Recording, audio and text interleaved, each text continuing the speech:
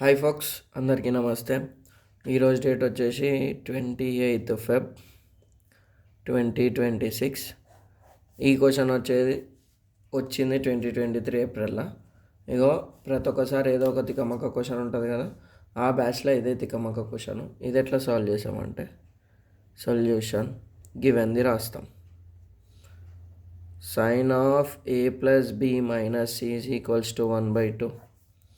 cos of b plus c minus a is equals to 1/2.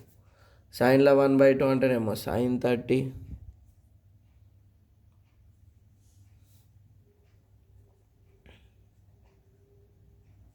కాస్లో 1/2 అంటేనేమో cos 60. So sine ఎగిరిపోతాయి,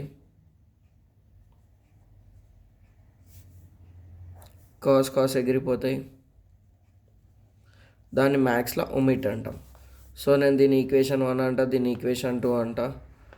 1 + 2 చేస్తా, అప్పుడు ఏమవుతుంది? a + b - c is equals to 30 minus a + b + c is equals to 60.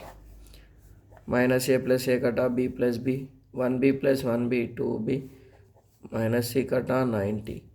b is equals to 90/2 2 1 245.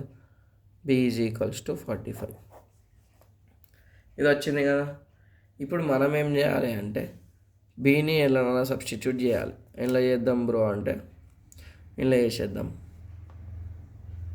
From 1 లేకపోతే from 1 రాసి వచ్చేయం కదా. a + b - c is equals to 30 కదా. So a + 45 - c is equals to 30 +45 అక్కడ పోతే ఏమవుతుంది? -45 అవుతుంది. So 30 రూపీస్లో కానీ 45 రూపీస్ తీస్తే ఎంత?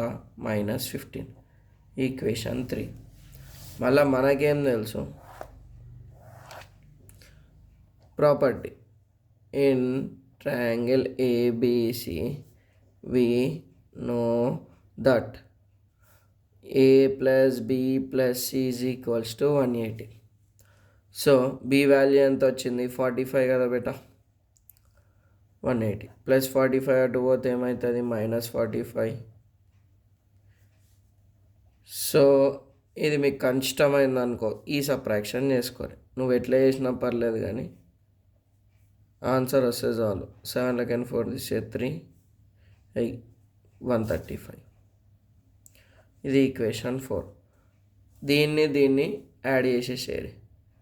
3 + 4 చూడడానికి పెద్దగానే ఉంటుంది, కానీ ఈజీగా ఉంటుంది.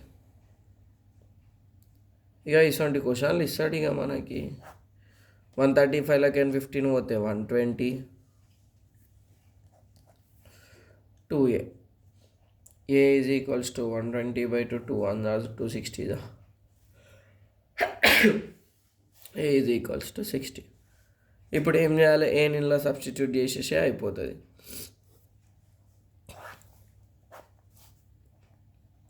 From 4 60 + c is equals to 135. c is equals to 135 - 60.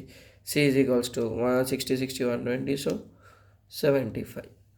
లాస్ట్కి ఏం రాయాలి? Therefore a is equals to 60, b is equals to 45, c is equals to 75. ఈ మూడింటిని యాడ్ చేసే 180 రావాలి. అంతే answer. Thanks for watching. All the best.